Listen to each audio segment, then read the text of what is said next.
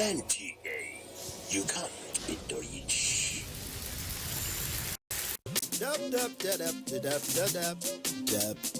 Yes. Oh. Now my dirty they smell like this. Now to throw away I'm quick. This kind smell fit make man.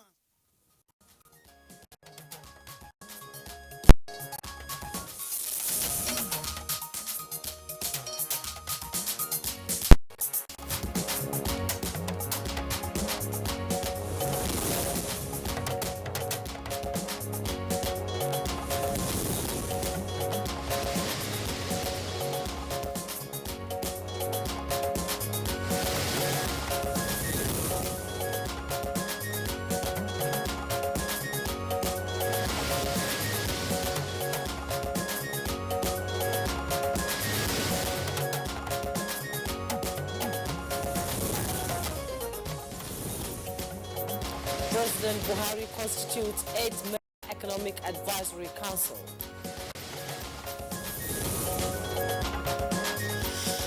$9.6 billion judgment debt. Attorney General of the Federation says no culprit will be spared in the ongoing probe.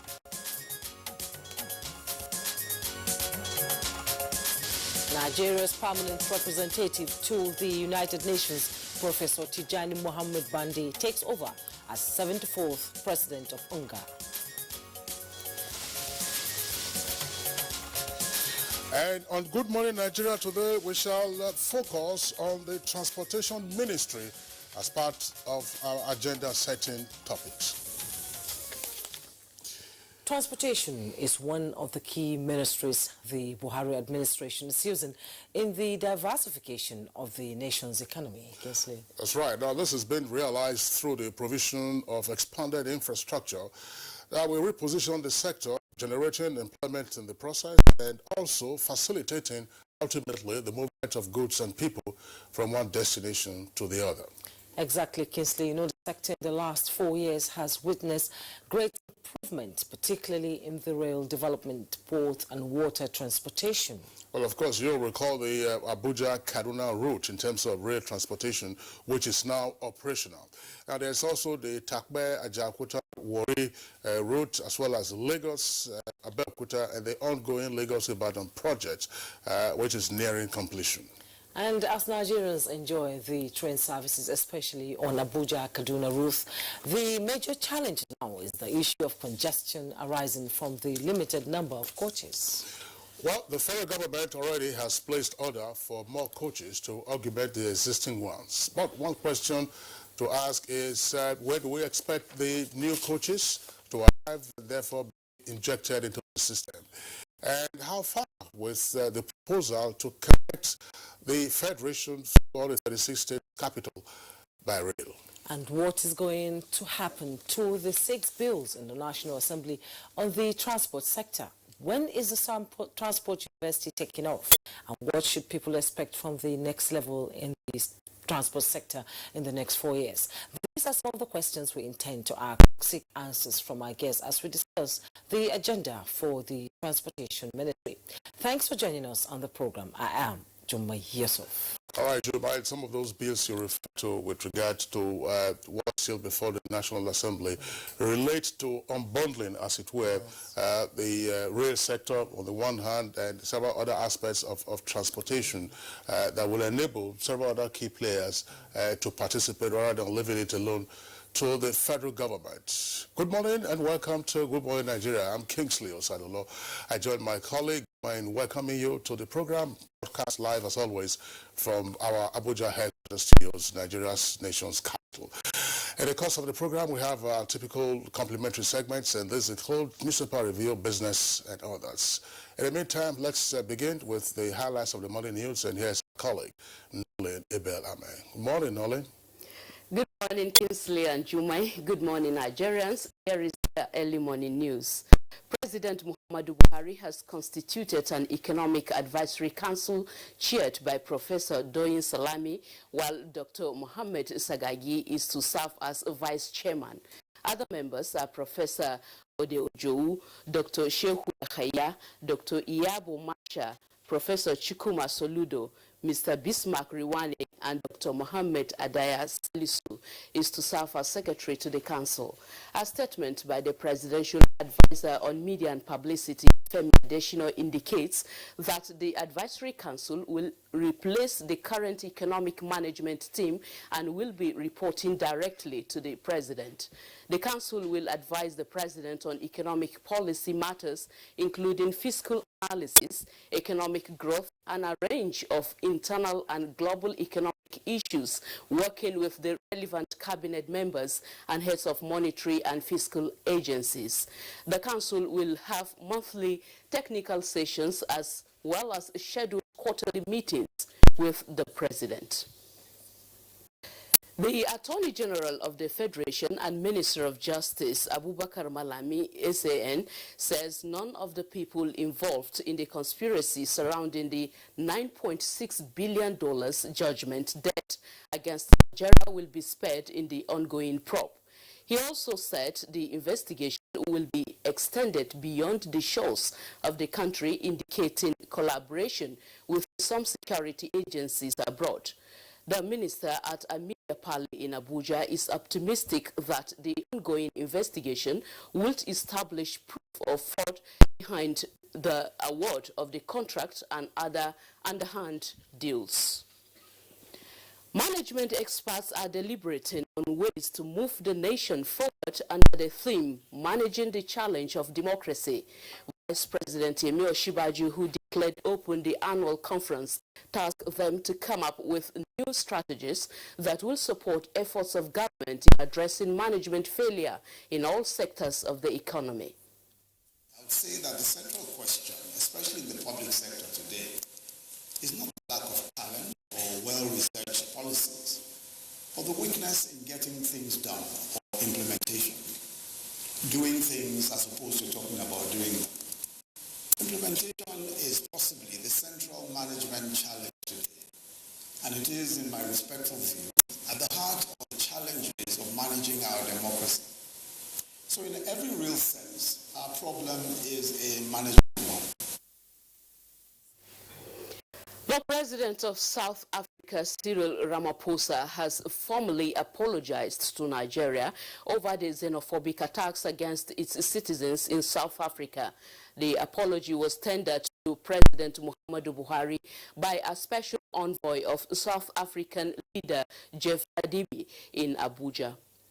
We convey our President Ramaphosa's sincerest apologies about the incidents that have recently transpired in South Africa.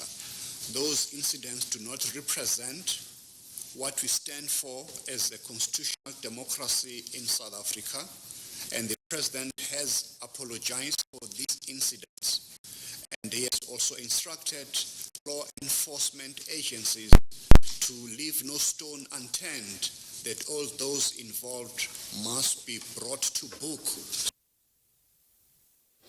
Meanwhile, the Nigerians in Diaspora Commission has reaffirmed the determination of the federal government to protect Nigerians in South Africa, as another batch of 319 is being expected back in the country. Chairman of the Commission, Abike Dabrerewa, stated this during a World Press briefing on the situation of the returnees from South Africa. We expect the state governors to take responsibility for their citizens that have returned. And I'm going to stress one thing.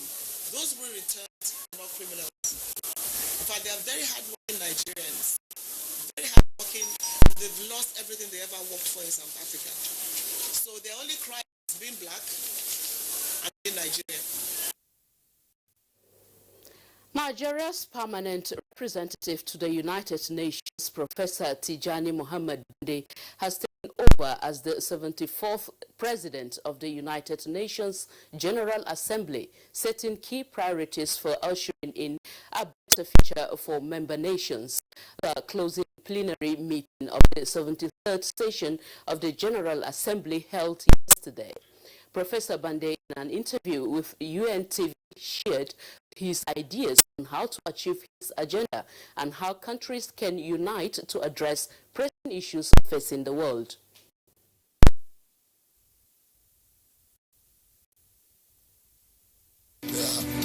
urgent concerns and worries over the climate and our slowness in addressing the need to reduce emissions. When we quibble over some of the things where things are deeply, I think these are the things we remind others. And then in terms of the whole notion that as representatives of member states, we should show respect to others because they are here because they are also members. Nigeria has formally joined the coalition of International Identity Day with the aim of speeding up the process of a unified identity for all citizens. The National Identity Day emblem was unveiled by the Minister of State for Science and Technology, Mohammed Abdullahi. I should be a one-stop shop in forensic analysis of data.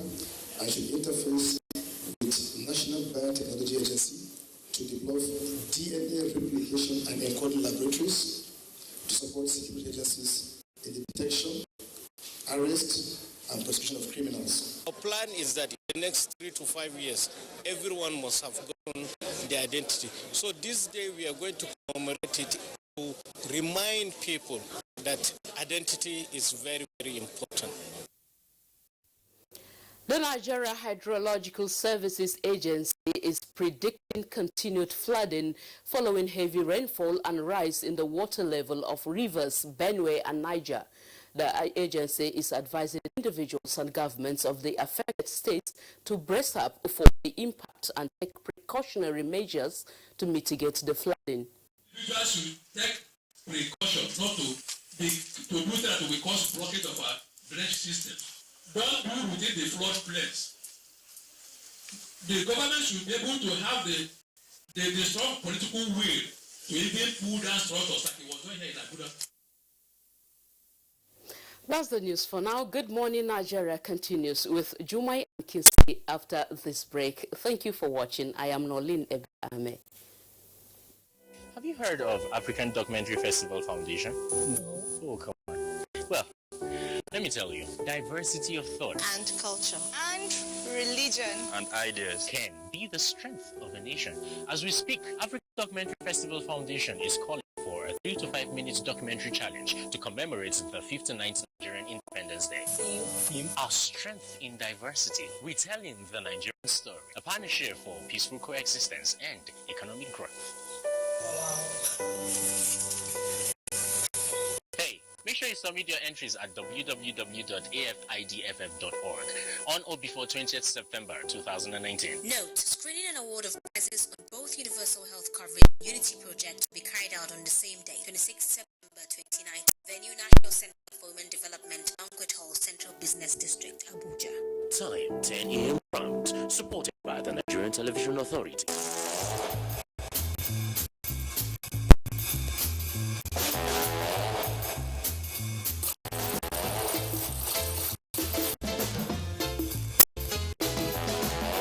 There's a smarter way to live with Airtel Binge Plan, the ideal data plan for those heavy data moments. Get a 2 GB daily binge plan for 500 Naira. Dial *141# to activate. Live smarter with data. Airtel, the smartphone network.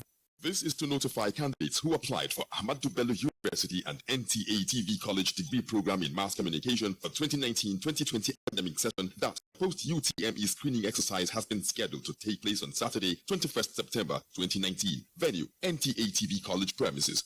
Field: Jos. Time: 9 a.m. Screening fee: 2,000 Naira paid through the Reddit platform in favor of NTA TV College Jos. Candidates who chose the college as second and third choices in the 2019 UTME examination, scored 180 and above, and willing to study at the college can also come for the exercise. Candidates who satisfy the above requirements are expected to come along with the originals of their O-level certificate, any of WAEC, NECO, or NABTEC, JAMB slip, birth certificate, indigenship certificate, and proof of payment. Direct entry candidates are expected to come along with their original diploma certificate, A-level results, in addition to other credentials mentioned above. Registrar, announcer. Thank you. Thank you, sir. Please, did you hear that? Of course I did. That is village and master team. So, Auntie Amebo was not gossiping then? Regent Master is celebrating 50 years. 50? Already? This is not a joke. It's a national celebration. NTA and Regent Master family are commemorating 50 years. Please, tell me, when is our golden jubilee? It is from the 8th to 11th of October 2019. I have to get ready. It's time to party. Women. But we, men, will be there too. Please.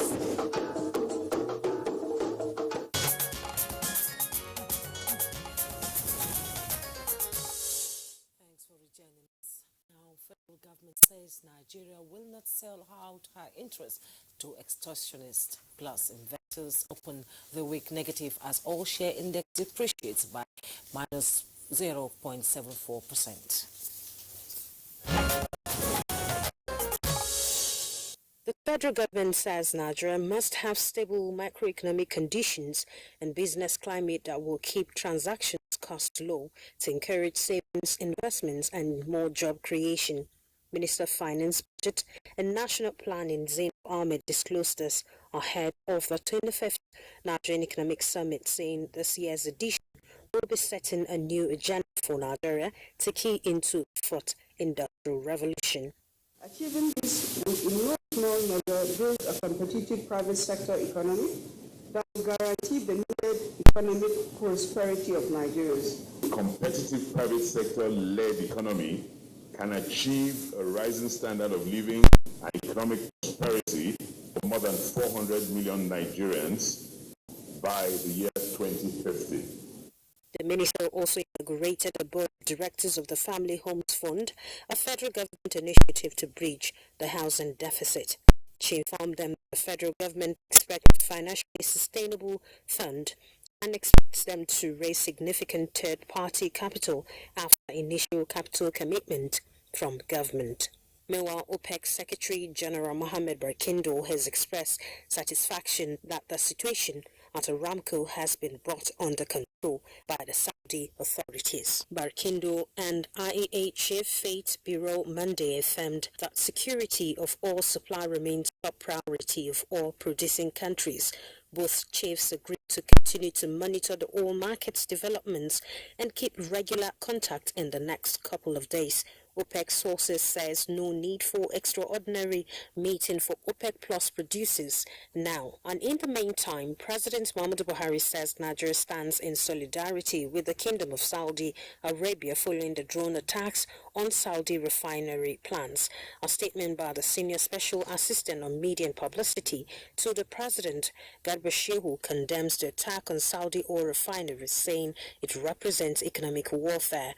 The statement recounts Nigerians' past experience where saboteurs sought to undermine government's developmental efforts. And in the Nigerian Stock Exchange, oil share index depreciated by minus 0.74% and closed at 27,574.32 points as against plus 1.28% appreciation recorded previously.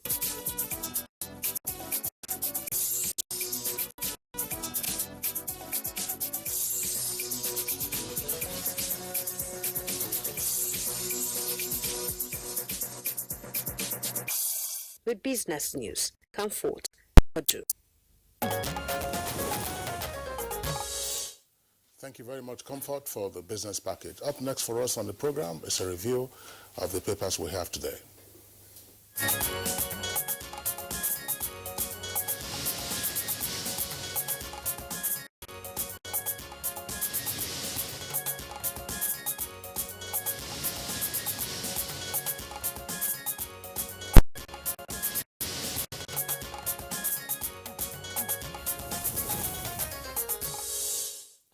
Newspaper reviewer Bayo Tiobi is in the studio. Good morning, Bayo. Good morning, Jimmy. Hope you enjoyed the rain yesterday. Yes. Good morning, Nigeria. Kinsley, did you enjoy the rain? Well, I mean, it's been raining as though the heavens were angry. So It's fine. It's fine. The weather is cool. If the rains do not impact you negatively, that's well. But I believe that parts of the Federal Capital Territory have been inundated. You are seeing flooding around some of the shorelines. I mean, rivers are swollen. So especially the floodplains of River Niger and Benue. That's right. The luck we have now is that Ladoga Dam in Cameroon has not been opened yet. They will open it. They always do that every They will, but so far they have not reached the dangerous level, and that is that's from Benue.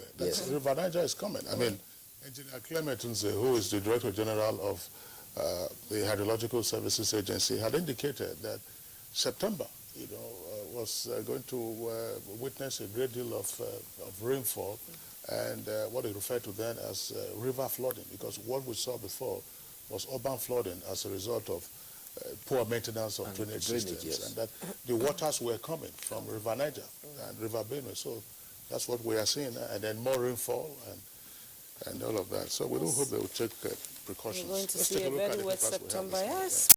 Today we have the Punch newspaper, and just above the masthead, direct remittance to Nigeria rises by 137% to $11.6 billion.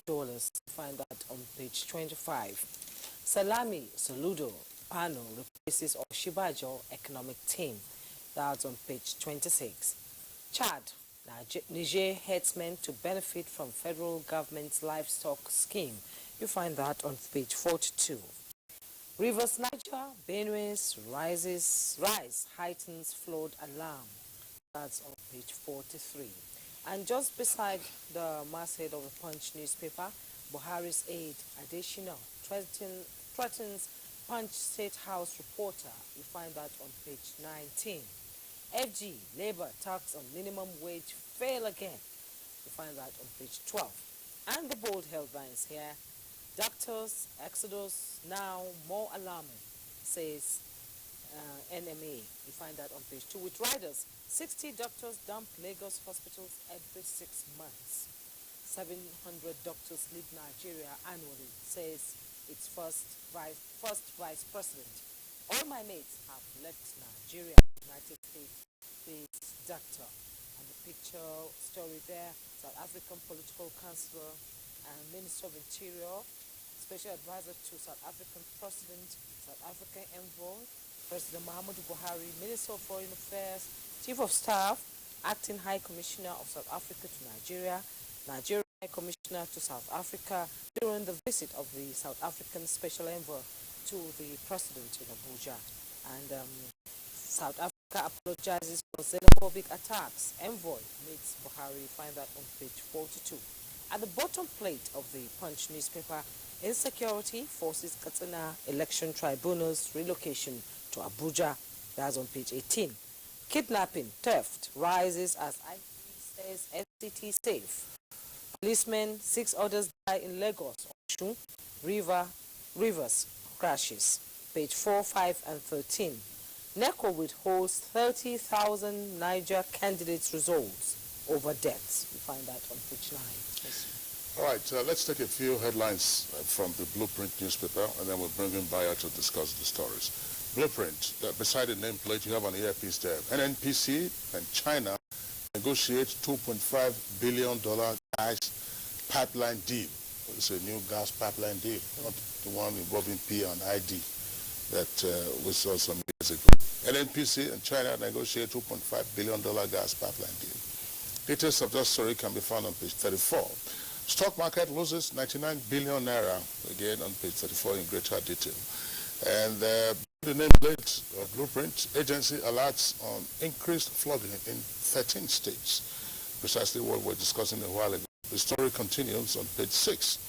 Now, the lead story for the paper comes with a kicker, xenophobia. Finally, South Africa apologizes to Nigeria. You have a number of riders there. Let's take 3 or 4 of them. No Nigerian killed. That's according to the special envoy, Jeff Radebe. Buhari and Ramaphosa to meet October the 3rd. Attacks, great disservice to Africa and black race. That's former President Olusegun Obasanjo. Mutual understanding and accommodation key. And below the photograph showing President Muhammadu Buhari receiving the special envoy from his South African counterpart, you have also other headlines: settle our gratuities, review pension, NUP begs governors. Kogi Deputy Governor sues Bello. Buhari names Soludo, Bismarck, others on 8-man economic team. And lastly there, says 10,000 Nigerian girls forced into prostitution in Burkina Faso. I just want to look at this figures exaggeration. What does Burkina Faso have that you have 10,000 Nigerian girls? Last week, just before you come in, last week, we got the information from the chairman and CEO of Airpeace of some Nigerians who have sold their property to the tune and then raked in about 800,000 naira. They said they are traveling to Mali, they are locating to Mali, that abroad is abroad. But where will you get 10,000 Nigerian girls in Burkina Faso? I wonder. Let's face it, brother. Well, the number doesn't look realistic, but the information actually came from the Nigerian ambassador to Burkina Faso. And she says that in some areas, you find so many girls there, especially they have left secondary school, and they have been fooled and promised greener pastures, but actually they have been indulged into prostitution. And she says that her office has actually found out that there are some of them that are willing to return, and they are helping those ones that are wanting to return. But there are others who are hiding in villages and are engaging in prostitution. The number, about 50 persons, have been arrested so far in Burkina Faso. But the number that was given was actually 10,000. Across in Ghana too, 25 Nigerian ladies were also arrested. They were arrested around midnight, between midnight and 3 a.m. at Nkranza and Tampo. It was a matter put together by the Ghana Immigration and the police. Again, they are saying here that these ladies have no visible employment, they don't have any valid papers, and the girls are identified as engaging in prostitution. 72 of such were also arrested last September, and it was said that about 723 were in such a situation about 1.5 years ago. Meanwhile, xenophobia, the South African government has apologized to Nigeria unreservedly. Mr. Jeff Radebe, Special Envoy to President Ramaphosa, says that the act of criminality and violence that was exhibited did not represent the value of the South African system. He said that South Africa remains eternally grateful to Nigeria for her role in ending apartheid. He expressed the hope that President Muhammadu Buhari's visit to South Africa in October will again strengthen the relations between our two nations. But he has clarified, he said, throughout the crisis, 10 persons were killed. 2 of them were from Zimbabwe, 8 are South African. No Nigerian suffered any fatality in this instance, but about 50% have been arrested in incidents related to that, and he has assured that they will face the wrath of the law. Meanwhile, from all indication, if immigration processes allow, about 319 Nigerians are expected to benefit from the Airpeace flight for the immigration of Nigerians, and they are expected to leave South Africa anytime today. Okay, Bayo, thanks. I think the point needs to be stressed that the diplomatic efforts undertaken by both countries, Nigeria and South Africa, those diplomatic efforts are yielding results. President Buhari sent his own envoy to South Africa, and now there's a counterpart who was also brought an envoy. But there are points to clarify.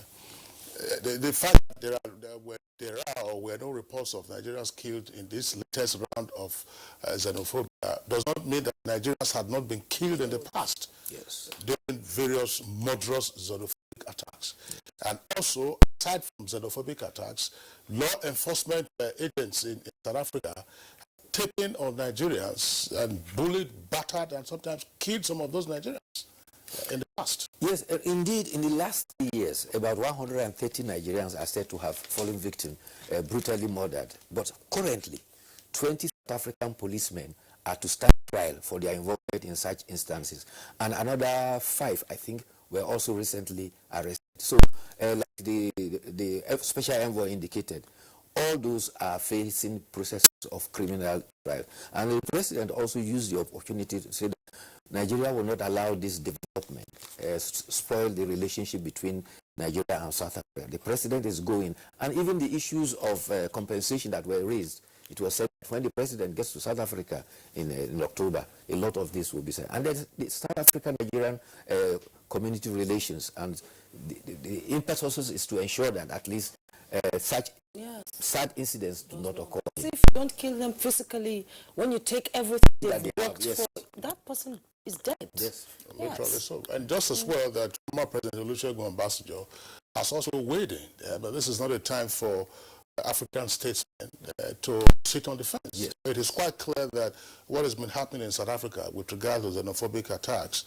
is unacceptable, to any decent person outside of South Africa. Of course, President Obasanjo knows South Africa very well, knows Africans very well. And the fact that he has added his voice now is a very significant thing in condemnation of what is playing out. In fact, President Muhammadu Buhari alluded to that and said, as a young officer, he recalls very well the role of General Yakubu Gowon and General Olusegun Obasanjo, particularly in initiatives during the Murtala Obasanjo regime to help South Africa out of apartheid. And he says, therefore, that Nigeria will take this at least as a matter of a last resort, and we hope we'll be able to clear it. And it's not only Nigeria that the special envoys were sent. They have gone to 6 other African countries. And President Chief Olusegun Obasanjo has actually said that Nigeria should report South Africa to the EU so that it will be taken at the continental level. That's right. Well, you saw what happened last week at the funeral, last weekend at the funeral of the late Zimbabwean former President Robert Mugabe. South African President Cyril Ramaphosa was there while he was delivering his oration. He was booed. Yes. He was booed. That's usually it's very unusual for Zimbabweans to treat foreign dignitaries that way. But that tells you the level of revulsion that everyone feels, with regard to those xenophobic attacks, which had not been curtailed much earlier. In this recent crisis, 117 Zimbabweans were affected. In fact, Zimbabwe had to send 2 buses across the border to evacuate their citizens. Take them through Bike Bridge. Well, we'll get to our editorial now, and it's from the Daily Trust newspaper. It's at page 44. Robert Gabriel Mugabe, 1924 to 2019. Well, quickly, 2 positive developments. Let me quickly refer to them. And they are, one is on the economic front. And the Emir of Kano, Mohammed Sanusi II, has said that the president has put together the best economic team ever. And the new economic team is different from what you used to have before. This economic team comprises, or has a chairman, Dr. Mohammed, Professor Duni Salami, and has Dr. Mohammed Sagagi as the vice chairman. It will replace the former economic management team that was presided over by vice president. This time around, they are required to meet monthly, and quarterly will also meet with the president. On the other side is the issue of the minimum wage. This is Secretary to the Government of Federation met with the labor, and the situation is now stalemate. The Secretary to the Government of Federation is to report to the president, because the president directed that they must conclude negotiations. Now, coming to the editorial. To the editorial, since you brought in the issue of the new Economic Advisory Council, yes, I think it is useful to clarify that the setting up of the Advisory Council, the Economic Advisory Council, is not a replacement for the National Economic Council. No. Which is chaired by the vice president, and then you have the state governors in attendance. And just as well, Professor Charles Soludo and Professor Ode Ojo had previously served as economic advisors to former President Olusegun Obasanjo. So let's take the editorial now. Robert Gabriel Mugabe, 1924 to 2019.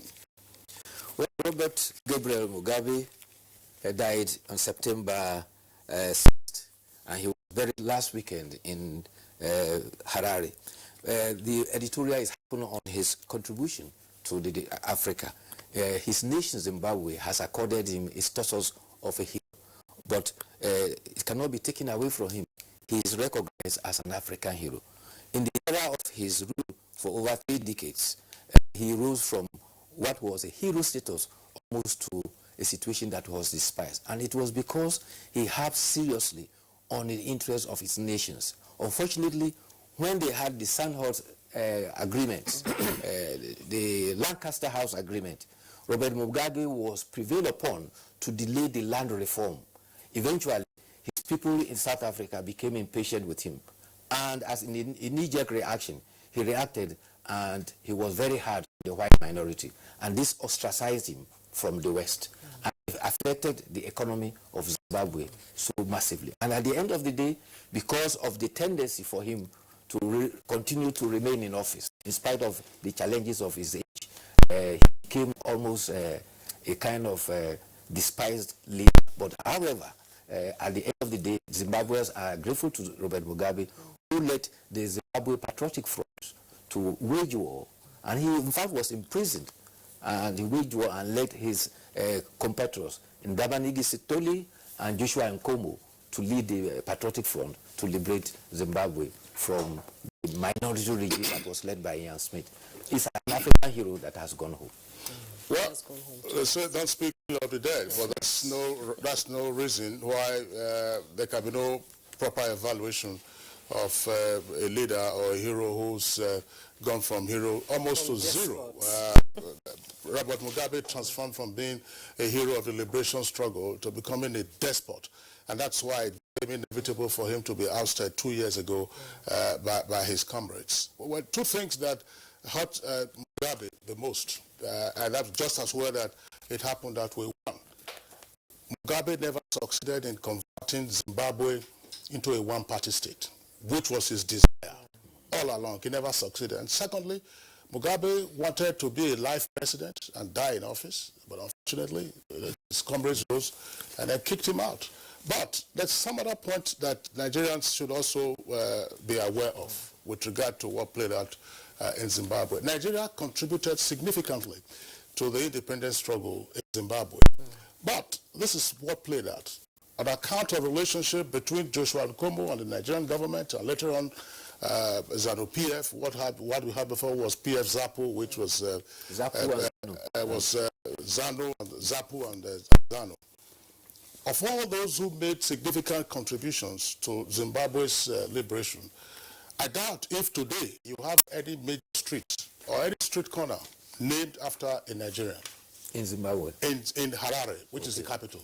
Now, Sam Nujoma, who was president of Namibia, didn't contribute to Zimbabwe's liberation struggle.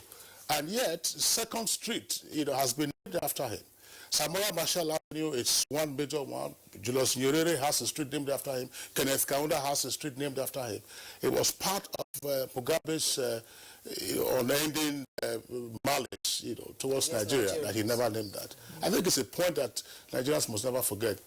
Vice President Oshibajo honored him by attending the funeral. By the way, I think the burial would take place subsequently. Was a mausoleum for him at the Hiroseka of the outskirts of Harare. Bayo, thanks for being around. Thank you for having me. See you tomorrow. Okay, it's Good Morning Nigeria, live network service of the ATA. We'll take a short break. Now, when we return, we'll be dealing with transportation issues in Nigeria. They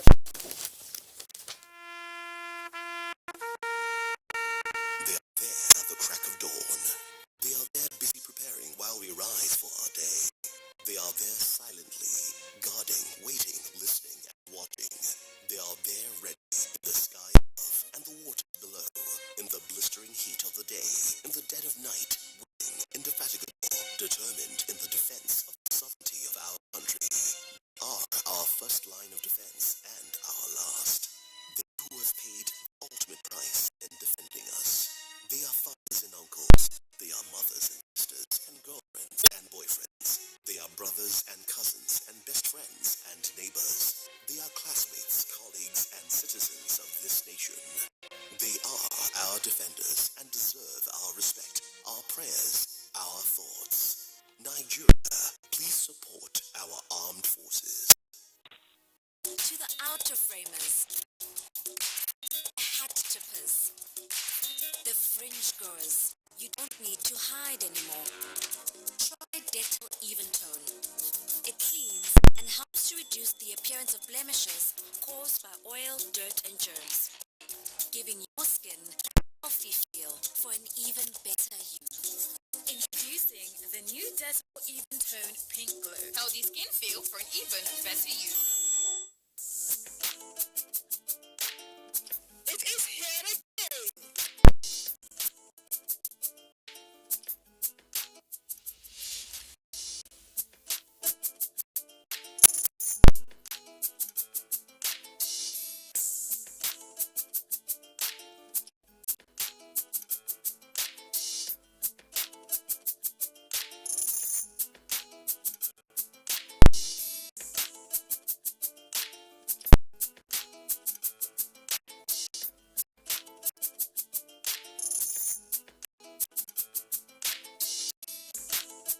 For more information, participation, and sponsorship, please call these numbers.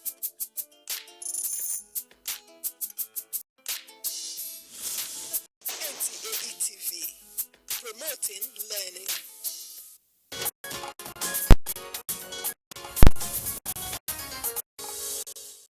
Thanks for joining us. If you're joining us again, this is Good Morning Nigeria. And to begin our discussion, let's take this background report by Aisha Uba Ali.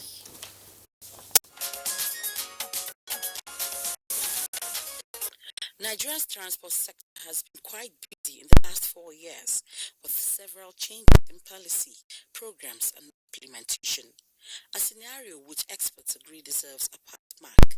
Shippers say the online portal technology at the country's seaport has brought transparency and efficiency, though concerned persons insist the issue of congestion is still a problem. Government is finding lasting solutions to the issue, one of which is the extension of the rail lines to some seaports. The inauguration of the Kaduna Inland Dry Port at Kakuri, Kaduna State, targets the congestion of the seaports. This would also bring shipping to the hinterland.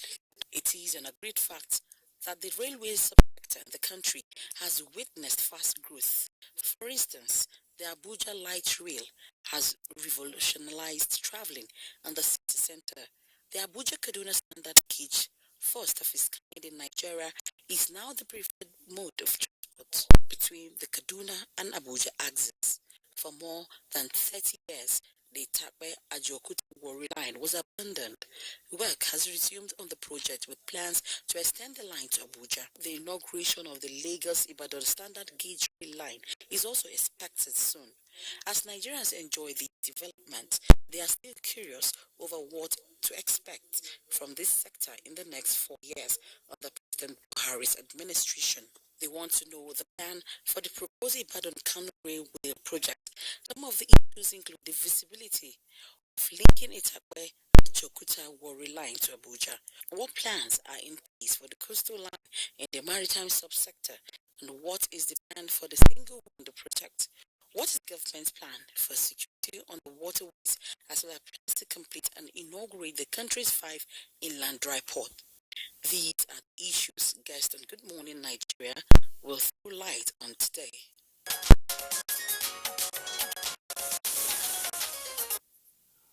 All right, thank you very much, Aisha Obali, for that background. We have with us in the studio to discuss this issue in further detail the Honorable Minister of Transportation, Right Honorable Rotimi Amechi. Honorable Minister, pleasure to have you with us on Good Morning Nigeria again. Thank you very much.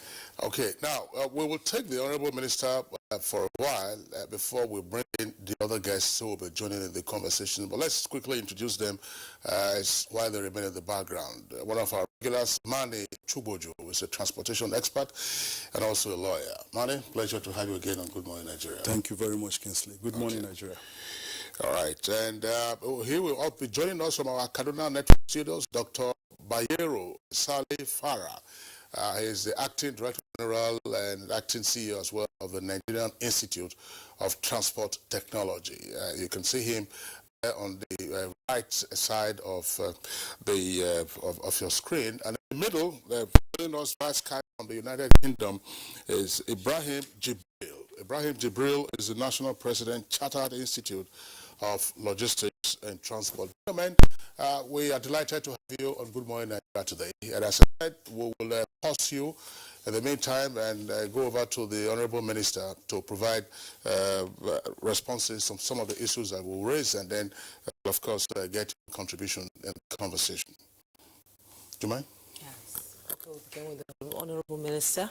It's a pleasure to have you join us. And can you speak on the progress made so far on the Lagos-Ibadan Railway project, as well as the extension to Kano, as federal government just approved 5.3 billion naira for the completion of the Ibadan-Kano Railway? Let's begin with the railway sector. That's where everybody concentrates on. So even if you didn't say that, I know that will be given. The 5.2 billion naira was approved earlier. It's not now. It's been approved, I think, even before the election. It was even announced. I just said to them that we'll begin work as soon as we're able to secure the loan. And the government is making efforts to ensure that we secure the $5.3 billion loan from the China Exim Bank. What have we done? Well, you're aware that the Kaduna Abuja rail has run for nearly 2 years now, from 2016 July, or 2017 July, 2016 July till now, and then successfully. You know, the usual argument people make about government agencies that they're not able to run business, but we've shown that we can run this without much contribution from government funds. We've broken even, meaning that we can at least afford to pay the salaries of the staff and be able to bear the operational cost. We should do better. But don't forget, rail services does not make money. It's purely a social service. But it enables the economy. It runs and ensures that the economy is able to grow at the speed at which other sectors of the economy is also contributing. So I will go back to Kaduna. It's almost history. That if you continue to go there, people will say, please say something new. What is new is that we've completed the track construction of the Lagos Ibadan, which is part of the Lagos Kano. We've completed track construction. In fact, the only place by the last time I had the inspection, which was last month, 23rd of August, was that we were doing a tunnel where cars will go under and the train is on top. There are about 2 or 3 tunnels on that track. I'm sure by now they should have completed that to take us straight to the last station. The last station is actually outside Ibadan. We are constructing the stations. Now, I wonder why the stations are becoming a problem for them, because we tell them, look, you must complete by December. Because you expect the small stations to be ready in the next 2-3 months. That's what you told us. And the bigger stations appear to be problems. But the bigger stations are not the only problem. You need communication and signaling. That's where they have a problem. Our target is to make sure that we'll start commercial activities before the end of May. That's our target. However, by November, when those 2 DMU will arrive, we will focus one of them has, each of them has 10 coaches. We focus one on the Abuja Kaduna to ease the current tension we're having. The current tension we're having, don't forget, is not because of the inefficiency of the management of the rail services. It is because after traffic counts, our count was that we would expect about 300 passengers per day. Now we're doing 2,500 passengers per day. So both coaches and locomotives that will match or will be able to take the services to 300 passengers in a day. Anything to the contrary would affect the pocket of the Ministry of Transportation. We bought 300 coaches for 200 passengers. And it was good, everybody was praising us, and then the pressure on the road came to bear. Whether it is e-ticketing, manual ticketing, whatever I like to call it, you see have a problem that you set ticket to 200 passengers. Then what do you do with the 2,200? So some will stand, some will abuse us, there will be no space for some and all that. And we could say you can't stand, because that was our initial plan. That we must be organized. Because as part of the accusation against Nigeria, they were not organized. Unfortunately, Sometimes our staff are beaten, sometimes police is attacked, and you can't do anything to that just because people are under pressure. They assume that people are racketeering. A very funny case. There's a guy that we had to arrest. We stopped selling tickets to the guy. He took us to court. And his case is very funny. But it's legitimate. His case is, why are you stopping me from my business? I'm a businessman. I come to the ticket and I buy 20, 30, 50 tickets at the cost of government. And I sell at a higher cost. Those don't have it. So if I do that, what is the offense I have committed? And if you look at the law, what offense are you charging him for? So he went to court against Nigerian Railway Corporation for stopping him from buying tickets and in turn selling the ticket at Rigasa. Because for that's legitimate business. Business that comes with the demand and supply, if you demand and supply in this, you don't have enough ticket, and then you have this kind of pressure. So that is, Lagos Ibadan is ongoing. We intend that by November before Christmas, we introduce the new MU, one to Abuja, one to Lagos Ibadan. The one in Lagos Ibadan will start carrying passengers from November, probably free of charge, until after Christmas, to enable those who are going to Christmas to enjoy the services. The problem they will have is that there will be no ready stations for them to hop up at any point. You are aware that Itabewari is completed. Itabewari is... Yesterday they came to invite me to come and see the yard. It's a beautiful sight to behold. I said to go to see it. Just 2 more bridges remaining and few distance to complete the stations with commissions and signaling.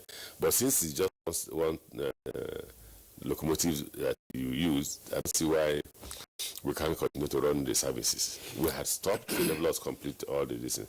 But I think we should resume to enable passengers who are moving from Warri to Abuja get to Abe and pick a bus. We are creating a bus service.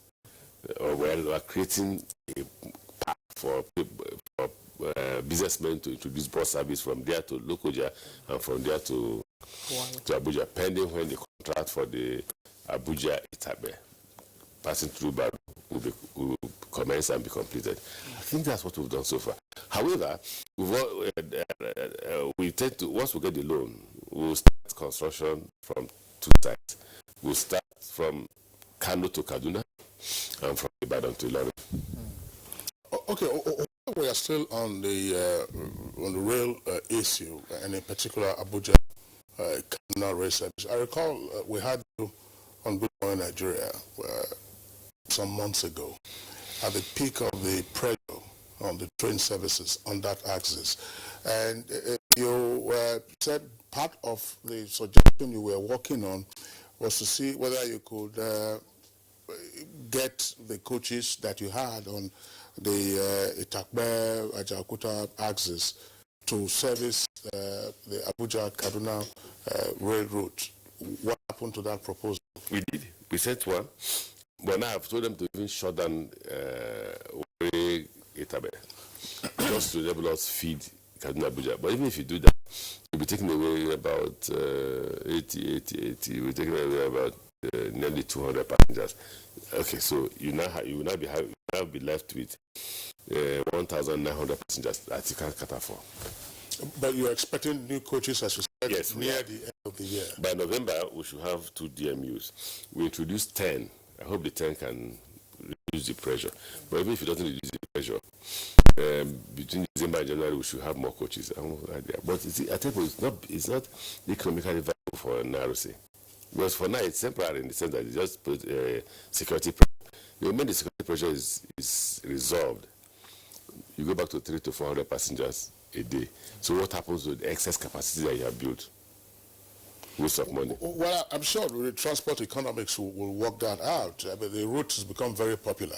And if persons find it more convenient for them to use the rail service rather than putting their vehicles on the road, other than for security considerations, I'm sure they will patronize that. But, Honorable Minister, let's back up a bit and return to the general philosophy of your approach. You're one of the reappointed ministers. You had been in charge of the transport portfolio during the first term of President Muhammadu Buhari.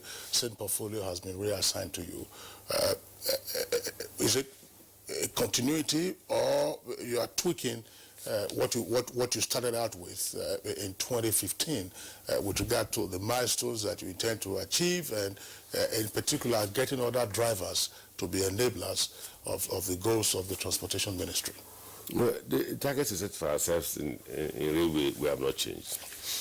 The target is get railway to literally every state capital. But the problem I continue to say is availability of resources. They are not there. I'm not a good politician because I just can't continue to make promises I know will not be fulfilled at the end of the day. What we think we can do is, let's focus on railway first. Is okay, well, that target was to take trains to every state capital. While that is the objective, why not start with the strategy of rehabilitating the old narrow gauge to ensure that you can take railway services to 3,505 kilometers of railway. In that case, you can get to Funtua, you can get to Kalanamoda, you can get to Meduguri, you can go to Umahia, Enugu, Aba. The place that we miss out will be Owerri, Abakaliki, and Oka. But at least the old one, and you're sure that people can go. So you fix new tracks, fix the stations, get new coaches and locomotives. They are functioning at 80 to 90 kilometers per hour, which was what it used to be before, pending when you get money to get this new standard gauge to everybody's state capital. That way, Jumai can get to Borno in less than... It will be fun, actually, to travel by train and just see all this beautiful scenery along the way. Start with Abuja. Yes, water transportation. Yeah. Yeah, that's why there are new objectives and new targets. The reason was that the last time you allowed your friends and colleagues to focus on it, to drive it. Have they done well? Yes. At a good speed? Yes. But I think we can do better. Okay. To do better now, the Minister of State for Transportation is focusing there, and I will be overseeing it. Now, what we try to do is what we just told Niwa. Look, Lagos is a big market. Lagos state government has no right over inland waterways. The constitution is clear, the law is clear, it's the responsibility of the federal government. But see, when there's a vacuum, somebody must fill it, and so Lagos state government has tried to fill it. Now, go back and reclaim that responsibility. It's yours. The courts have said so. And so to do that, buy more vessels. We can give you more money in the budget. You buy more vessels and run inland internal water services in Lagos from VI or this into Apapa. That way, those who are complaining about traffic grid law and all that can have easy way to get to Apapa, and make sure that you focus on safety. Dredge, after capital dredging, maintenance dredging, and see how many people you can encourage to move their goods by water. Right? Yeah. That will create employment. That will create employment. We also intend to focus on single window, talking with customs, to ensure that Nigeria does not continue to be the only country in the whole of West Africa without a single window, just because of unnecessary disagreement between agencies. Then tracking. In fact, I was embarrassed when last week when we had the stakeholders meeting, nearly every stakeholder talked about tracking. So we need to get back to cabinet to get tracking off the ground. What's tracking? Cargo tracking, where you know the movement of your goods as they are coming. You can track it? Can track it yourself? No, the government will track it for you. Okay. I just want to, I'm sorry, let me jump in here. You know the type of goods and the quantity. Quantity. I mean, Lagos state government and the NIWA squabbles, that's one. Some persons would ask, instead of NIWA struggling to run water transportation services from Ikorodu to Apapa or to Victoria Island and elsewhere, why don't you focus on port development? I mean, it's not their responsibility to focus on it. I'm not saying Niwa now. Niwa, of course, deals with water issues. The NPA is there for port issues. Look, why don't you get Niwa to focus on other things rather than getting into a squabble with the Lagos state government? No, but don't say such things. You shouldn't say such things. There is what's called law and order. Yes. So because you feel that Lagos state government can do it, we should not the law. If we go to the law, one day you'll be killed. Because what keeps you alive outside God is the fact that we know that killing you is against the law, and so the person will be prosecuted, and possibly, if the law says he'll be shot, he'll be shot. So the reason why all of us are alive today, even though they are criminals, is because some of us are afraid that, in fact, those of us who have capacity to beat each other would have done that a long time ago, if not for father is so brute force will solve the problem. Now, the law is clear about whose responsibility it is. Why do you want to claim it away from you? The law is very, very clear. That's one. Two, I know most people like this, I would say, I don't think that port construction in those inland waterways is the solution. We've built quite a lot. What's happening? Onitsha River Port is ready. Lokoja is nearly completion. Barrow is ready. Which way forward? Where are the goods? What you should focus on is production. So what we're doing as Minister of Transport is to provide the logistics, make it easy for you to produce and transport your goods. So the businessmen should emphasize and start production. If there is no production, the economy is going nowhere. There is no magic about it. Because as you produce, you employ. You create wealth. The wealth is able to buy what you have produced. That's the story of China. We have 1.4 billion persons. We employ them, right, in production. They get salaries. So if we produce cars, they get salaries, they buy these cars. So the economy is able to move forward. So still talking about the inland waterways, the maritime subsector, the meeting you had with Mr. President recently, you stated that your focus in this sector will be the implementation of the nation's single window for relevant agencies. Nigerians would love to know what they would get, what benefit they will have if this is implemented. Simple is very easy. It's about the best that can happen. You digitalize the process. No human contact, or minimal human contact. So first thing you eradicate corruption. It's only when you see a human being that you pay money.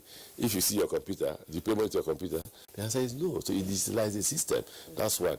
From the moment your cargo departs from, say, for instance, United Kingdom, you know how much you have to pay. You go to pay it in your bank, it arrives, it goes through the scanner, and you pick it up the same day. The same day it arrives. So time, those time you waste 42 days, 50-something days waiting for your goods to clear from the seaport, you eliminate it completely. And then those costs that are built into those goods are eliminated, so the cost of goods begin to reduce. Huge benefit for the country. Okay, thank you very much. We did indicate that we have other guests. Let's quickly go to the United Kingdom, where we have Ibrahim Jibril, who is National President, Chartered Institute of Logistics and Transport, joining us via Skype. Just before, we hope we don't lose the Skype connection while it's still there. But Ibrahim Jibril, thanks for your patience. Let's have your take on what you consider to be the pertinent issues in the transportation subsector of the economy, and whether the responses are gaining traction in your assessment. Thank you very much, Kingsley. Good morning, Nigeria. Good morning, my Honorable Minister and other discussants this morning. The business of government generally is to create an enabling environment. And we are very pleased with what the ministry is doing recently in the area of rail transportation. As espoused by the Honorable Minister himself, there is so much going on, particularly the Kaduna Abuja project, the Lagos Kano, and the Itai-Wari. And of course, we want to hear more of what is going to happen on the Eastern Corridor. But having said that, the business of government in development administration requires that we do more of infrastructural capacity development. And in this regard, I think we're doing quite well. So it's commendable, and we say kudos to the minister. As we are increasing in the area of passenger transportation, we would like the ministry to focus on freight logistics using the railway mode. It is good to ferry passengers across the country, but you will understand that over 90% of the cargo that comes into Nigeria comes through the sea. And unfortunately, as much as you can, to a great extent, predict what will happen to your cargo coming into Nigeria up to the port level, you cannot say much about what will happen to the cargo between the port and to its destination inland. And in this regard, we are very much interested in seeing that the ports are connected to the rail lines. The minister has mentioned that, I think, in the stakeholders forum. And because most of this cargo comes by sea, so we want to see more of freight logistics using the rail mode going hinterland. Otherwise, we will continue to have problems moving freight into the hinterland. Because I have also noticed in recent times that because of this problem, the industry is somehow lacking on what steps to be taken. Even though the Nigerian Shippers Council have recently come up with an initiative where they'll come out with the policy, with a strategy on how to address this issue.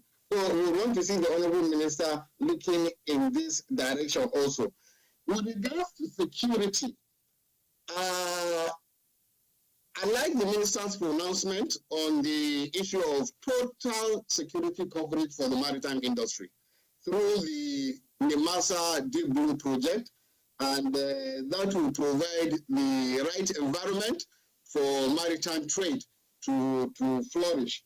But we would also like to see, based on the huge investment that is going on in the rail sector, to provide similar security arrangements, because we do not want to see these investments being hampered one way or the other, and security coverage for the railway investment would also be a welcomed development. And of course, so much is going on by government in the railroad.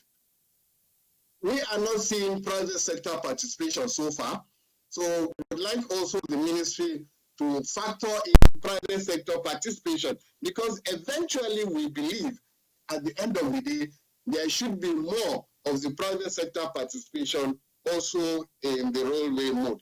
So, and of course, because of the recent hype in African continental trade, free trade agreement arrangements, we would also like to see, because this is an easy take for us, like hanging fruit.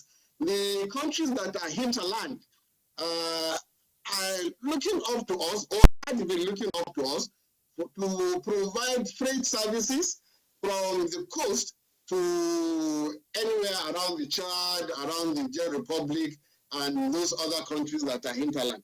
Right now, we're not providing that. We cannot even say what landing cost of a 20-foot container would be, ex-Niamey or ex-Chad or something like that. So I think this is going to be a good thing for the ministry to start looking at connecting the rail lines to the borders, such that we can be able, or to the ports and into those countries, so that we can able to provide these services for the landlocked countries.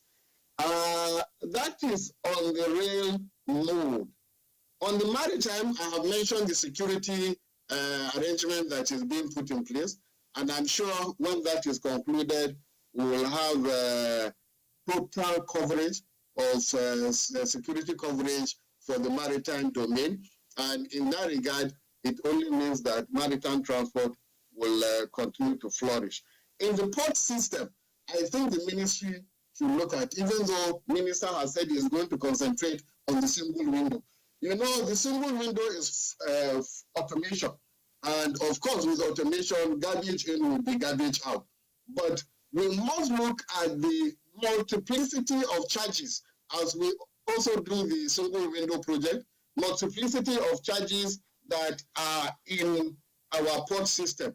Some of these things and the apparent inefficiency in the system is making cargo to be diverted to our neighboring countries. And I think the ministry should look into this. And of course, further development of port infrastructure. I think this will also create efficiency in a manner that will have quick the turnaround time of vessels, which of course the shippers would be very happy to have. The minister mentioned some issues on inland waterways. We totally support the suggestion by the Minister of State that they should go ahead to do passenger services.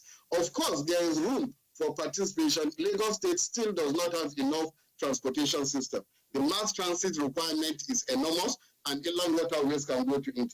But, Minister, we should also look at freight logistics using the inland waterways.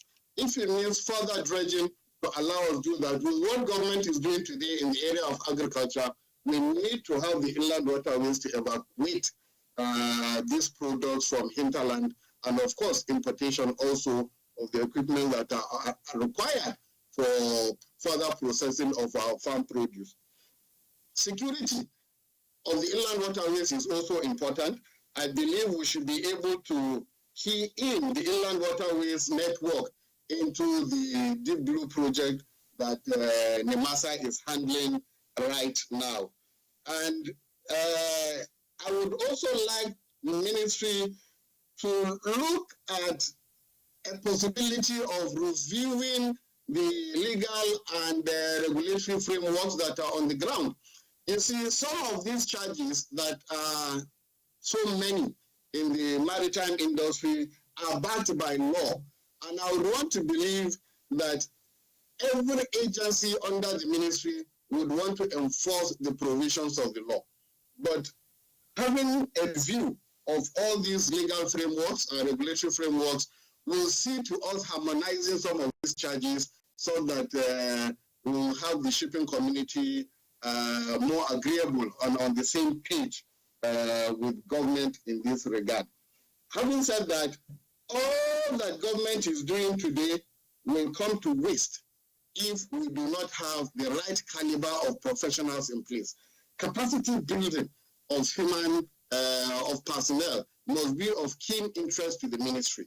I think the ministry can put a deliberate policy in place and oversee how the capacity, I'm not sure of the skill set in the Nigerian Railway Corporation today, to be able to handle all that is going on, all that the federal government is doing in the area of rail transportation today. I think they should look into that. And thank you, Ibrahim Jibril, for your input. We'll be coming back to you in the course of the program, but right now we need to go to Kaduna, where Dr. Bayaro Saleh Farah is waiting. Dr. Bayaro, the transport subsector is also key to enhancing development in the country. What do you suggest should be done to turn around the sector for sustainable development, as it's one of the viable components to the growth of the economy of this country? Good morning, Nigerians. Good morning, my Honorable Minister. We all know that transport is the fulcrum of development. Nations are just to be developed based on their transportation systems. We all travel a lot. When we travel, airports, and we begin to feel and assess the airports of those countries as the first touch of their development. So the transport is an enabler of development. There can be no development without transportation. Nigeria is blessed with so many resources that enable us to develop our transportation network, transportation systems. We have very good seaports. We have expansive land, about 900,000 kilometers of land. We have land population. So we have the opportunity to achieve development by developing a transportation system through provision of necessary. This government has done a lot to revamp the railway system, and the railway system is essential and necessary for development to take place. There is no country in the world that develops without effective and efficient railway systems, because to move your goods across the country, you need railway systems. The road system has a burden, and money to develop that deteriorate immediately they are finished, because the road system has not been regulated. The road transport system has not been regulated, and transporters are free to do whatever they want. The road must have been developed to carry specific loads, and what is happening now is transporters load their vehicles. We don't have way bridges to check these loads, and there are no road user charges. People nobody pay for using the roads. So because of that, the roads don't.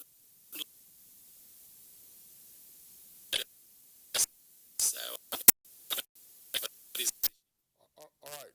We'd like to apologize for the audio glitches we're getting from our Kaduna Network Center. Our engineers are working to clear that up, and thereafter we will return to our guest in Kaduna. But let's return now to Abuja studios. Mani Ochuboju, you listened to the other three guests, the Honorable Minister of Transportation, Jibril from the UK via Skype, and then just a while ago our guest in Kaduna. Let's take a look at all of this. I know you want to evaluate the focus and philosophy with regard to transportation, but in particular I would also like you to focus on how we might expedite the process of unlocking private capital to have their increased participation in rail transportation. We talked about bills in the past. We talked about having to get the right amendments to the Constitution, to remove railways, from the exclusive list and get others. We keep hearing federal government is doing this. Federal government is borrowing money. The money is drawn down or is about to be drawn down. We don't hear about state governments. We don't hear about private individuals. And yet we want to connect 36 state capitals. How much money does the federal government have, and how much money can it possibly have? Thank you, Kingsley. Honorable Minister, good morning, Nigeria. I think one of the approach we should look at is that the transport industry is an industry with enormous and tremendous potential to enrich and empower and develop Nigeria. We should stop looking at this as just another social service, just to move people and goods from one place to another. We should look at it also just as we look at oil. We look at the banking industry. We should change that perspective. I think that paradigm change will help to unlock private capital. We keep forgetting that if the transport industry is properly organized, properly developed and operated, it can even finance the Nigerian budget as a country. Tiny little country like Singapore, the monies they generate from transport industry alone is enough to run their budget for 4 or 5 years at a time. We're talking of diversifying the economy. Transport is one opportunity right in front of us. In fact, a low-hanging fruit. We don't need any fantastic industrialization process to harness the potentials to unlock it. It's a banking vault ready for all of us to tap into. Secondly, it's not a federal government matter alone. We're talking about transportation and the minister is here. We've got 36 governors sitting down there in their houses doing nothing about transportation. I come from a state where the governor was once a motor park tout. I say so with respect to him because he says it to win votes. He prides himself on having been a motor park tout, and he rose from that humble beginning to become a governor today and has been voted the second time. What does he do about transportation? Look at Akwa Ibom. They are doing something about transportation. They are running their airline. You can't even tidy up your motor parks. You can't tidy it up. and the rail lines that pass through your state, you don't protect the right of way. You allow people to dump bean there. The railway that passes in front of my house in Otukpo and all the way to Makurdi is a dumping ground for the beans.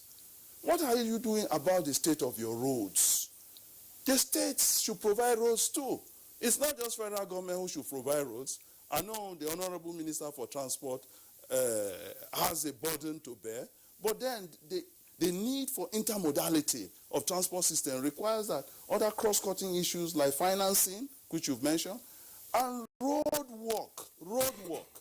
And this brings the Honorable Minister for Works right into the mix of things. These are issues that we should call those other state governors and other stakeholders like the Minister for Works to account with due respect to them. Because if we are going to have an intermodal transport system, the only way it can be functional, efficient, we must have good roads. 80% of our transportation is based on roads. And the state of our roads are just awful. The rail, well, the minister talked a lot about rail.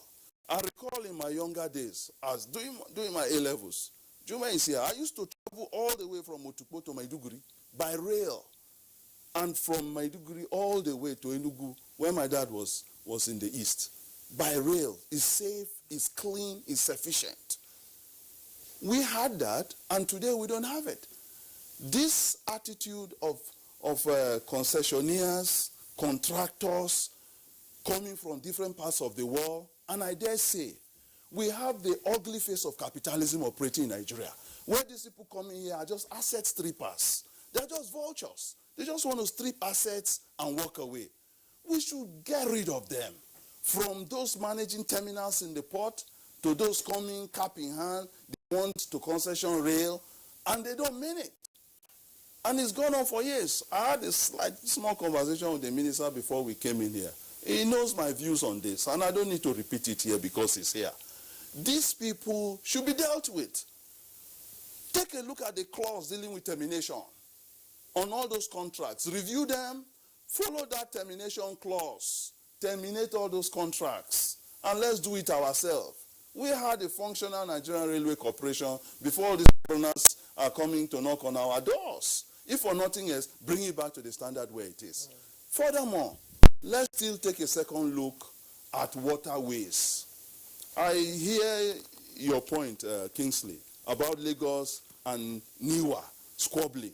But by the way, Lagos is a tiny little island. It goes again to show the myopia of concentrating all our facilities in Lagos. It is totally wrong. I keep advocating for eastern ports, and I'll keep repeating it again and again. We must do something about eastern port. Lagos waterways is just tiny. We have 10,000 waterways in Nigeria, 10,000 kilometers. How many kilometers are in Lagos alone? Lagos is tiny little. That's another perspective we have to remember. Lagos is very, very small. We have waterways that link 26 states in Nigeria. 26 states in Nigeria are linked with waterways. And of these 26 states, 77% of the time they are navigable all year round. Only some other little rivers that is seasonal. And even with those seasonal ones, with a little bit of dredging, 26 states in Nigeria can have efficient waterways. What's wrong with Benue having their own Benue ferries and barges, carrying load, carrying oil facilities from Port Harcourt all the way to Makurdi? You get to Makurdi, you put them on the rail, from rail, they go all the way to Maiduguri. What's wrong with that? Why must everything go through the road?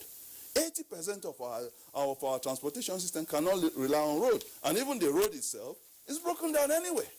Those are issues we need to look at. Thank God the minister is here. Waterways and the ports. Those ports, those river ports need to be revisited. 14 billion has been expended on them. And that 14 billion should not go to waste. Places like Onitsha is a big disappointment. Why should we have a river port in Onitsha and it is not functional? Why should we have a river port in Ogwota and it's not functional?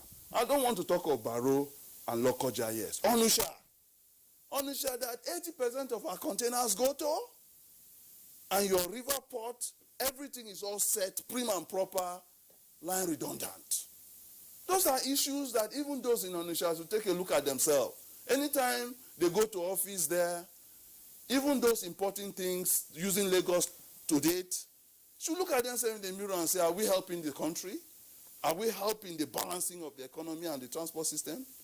Yes, we've talked about piracy. We talked about security of the waterways.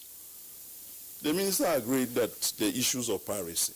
In fact, I thought we were number 2. I thought we were like the Somali pirates.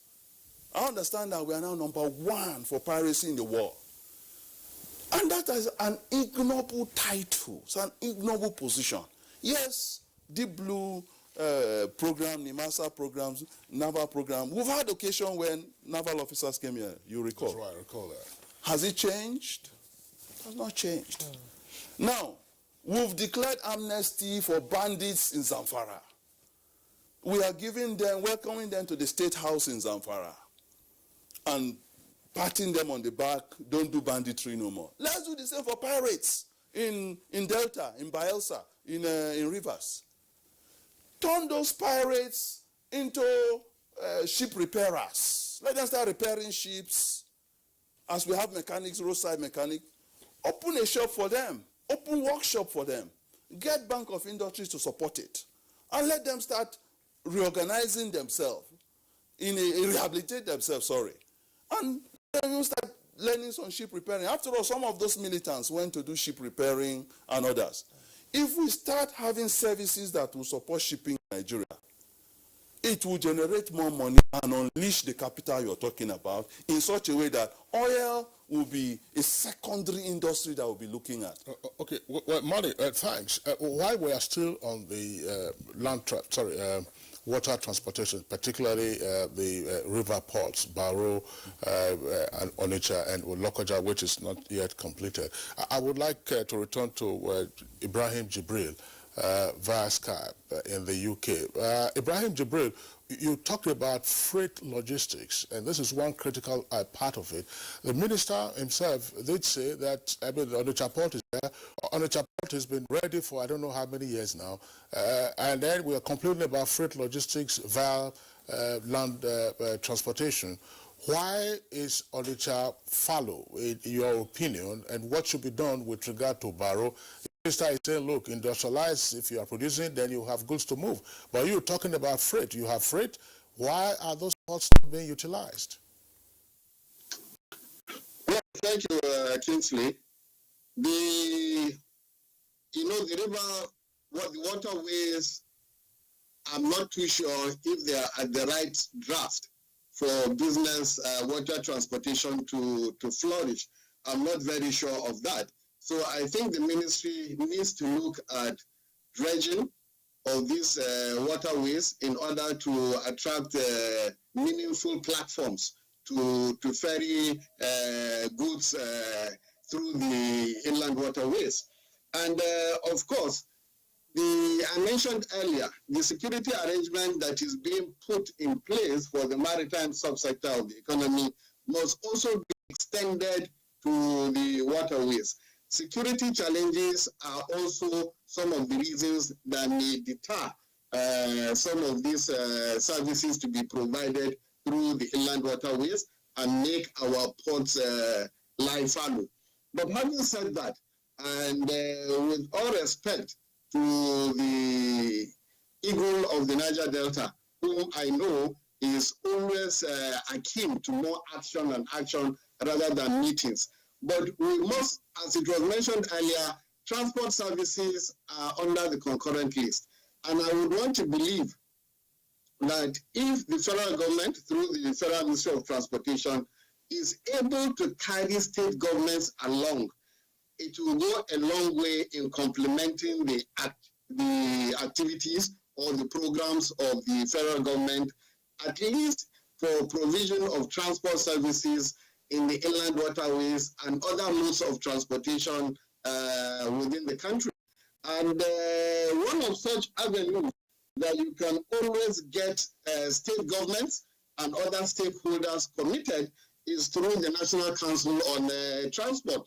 It is usually an annual meeting which gets decisions and policy decisions taken, and to a large extent, some of these state governments go back to try to see how they can complement what the federal government is doing in the area of provision of transport services. But I think the ministry, in a nutshell, must look at the issue of dredging of the waterways to attract private sector participation. Thank you very much, Ibrahim, Jibril, and gentlemen. We have tweets that have also come in from our viewers, but we are taking a short break now. When we return, we'll go through some of those tweets and then return to our guests, beginning again with the Minister of Transportation. Digital studio equipment is a critical aspect of modern television that requires special skills for their operation and maintenance. These skills define the content and output of television and are acquired only through professional training and experience. NTA TV College JOS is organizing a special 4-week intensive course on digital studio equipment maintenance for engineers and technical officers in public and private television stations. The course will equip participants with modern techniques, technologies, and skills for effective and efficient operation and maintenance of digital studio equipment. Also, a special 4-week course on intermediate photojournalism and photography will run simultaneously. It is an essential course for photojournalists, photographers, public relations, and information officers to upscale their skills and capacities in photojournalism. Participants will be equipped with modern skills in photo editing, studio, and outdoor lighting, and more in just a few weeks. The venue for both courses is the serene and secure environment of NTA TV College near Old Government House, Rayfield, Jos. Date 16 September to 11 October 2019. Course fee 100.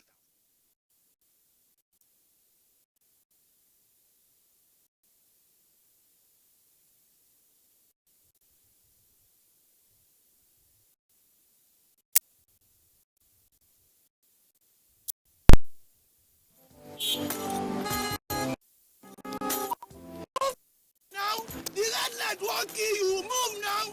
Today, disobey traffic law it cause accidents. Me, I don't see nobody do them again. Because change begins with me.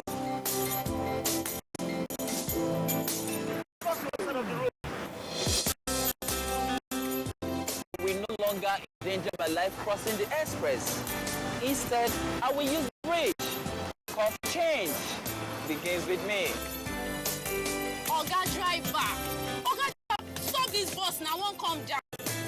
I be one carry me fast where they go. Make they stop anyhow for road. They cause traffic wahala and accidents. So I go they stop for the right bus stop because change begins with me. Change begins with me. This message is brought to you by the National Orientation Agency in conjunction with the Federal Ministry of Information and Culture.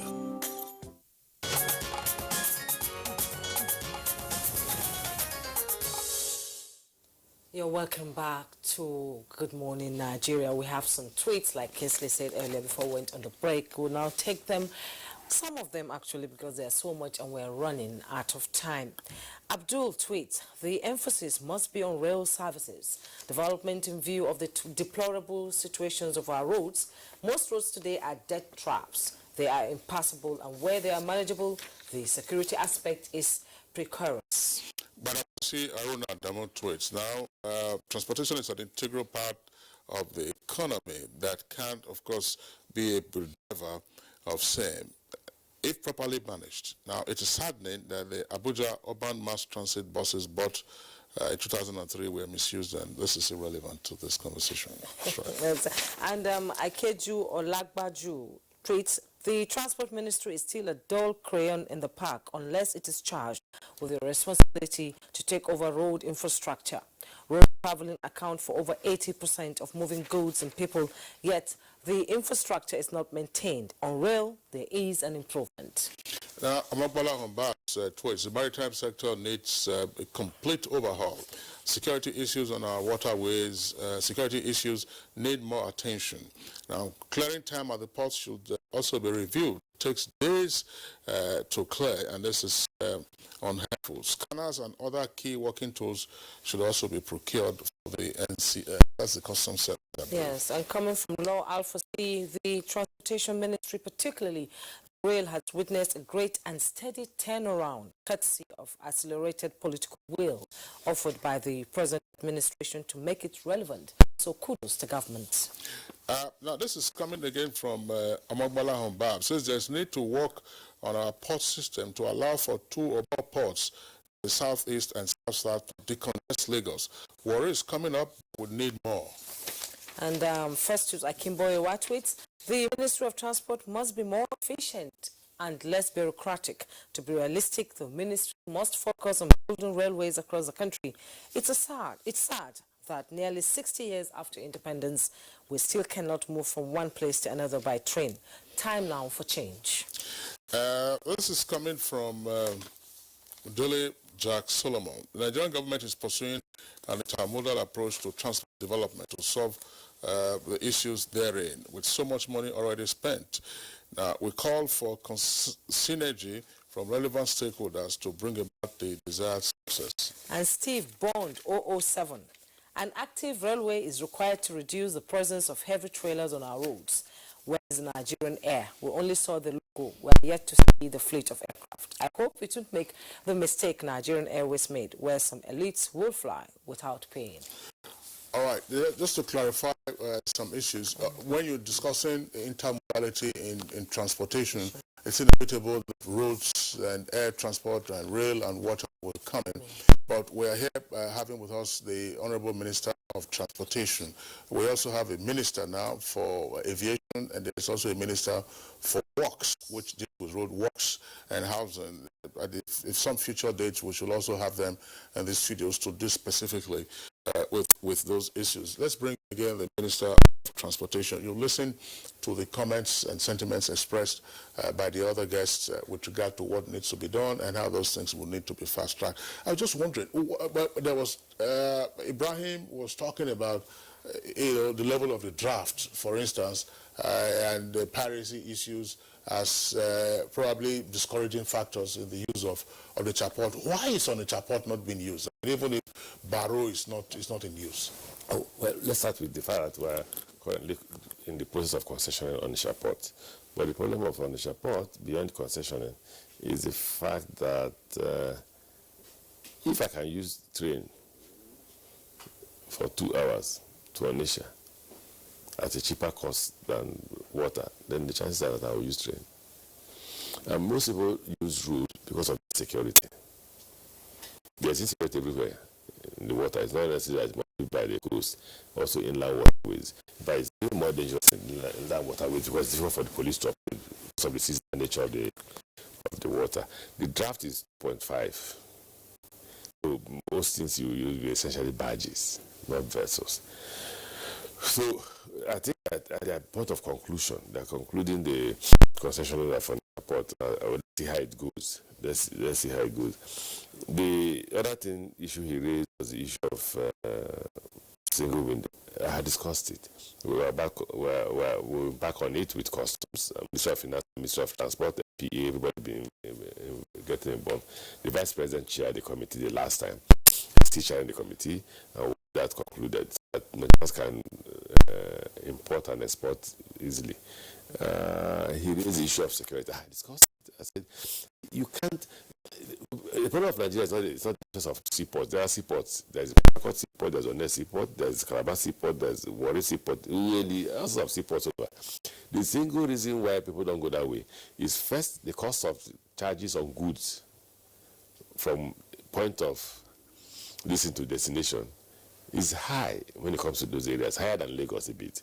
But even though Lagos falls into the same category of being charged what they call war premium. So you are charged as if Nigeria is in a war situation. And you don't, so if a Ghanaian buys this cup, this tea cup, for 10 naira, and you buy for 10 naira, it will get to Nigeria at 12 naira, and it will get to Ghana at 11 naira. You get the point? Now, we don't have seaports in Nigeria. What we have is river ports. So the draft in the river port of Apapa is maximum 11, 12, I don't think it's up to 13-meter draft. The same with Port Harcourt. I think the biggest, the deepest appears to be Onne Port. So this is the first seaport we get in Nigeria is the Lekki seaport. You see, because Nigerians have never experienced a seaport, they call it Lekki Deep Seaport. As if when you say deep seaport, it means that you have a seaport already. You're getting something deeper.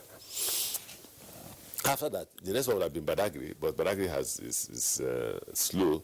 It's supposed to be an investment. Even Lekki Seaport is an investment. It's not consulted by the Nigerian government. It's a Chinese investor with a Singaporean investor building the Lekki Seaport. There's one in Akwa Ibom State. And then the government has approved a seaport in Bonny with a new seaport in Warri. So the problem is not the seaport. The problem is that you have to make not just navigable. You can make the water navigable and they will still not come because of insecurity. Nobody wants to be kidnapped. I'm sure that as lovely as both of you look, you want to sleep in anybody's But you acquired some security apparatus recently, helicopters. No. Until they are put in the water. They're not there yet. They're not there yet. They're not there. They're not there yet. Okay. There was, like, when we told Nigeria, they're not things you buy off the shelf. So they're fabricating the helicopters, they're fabricating the fixed-wing planes, and they're also fabricating the vessels, including the 17 or 19 boats that will go to these inland water ways to fight the insecurity. They are having training. We thank the Navy, the Army, the police, and the Air Force and SSS.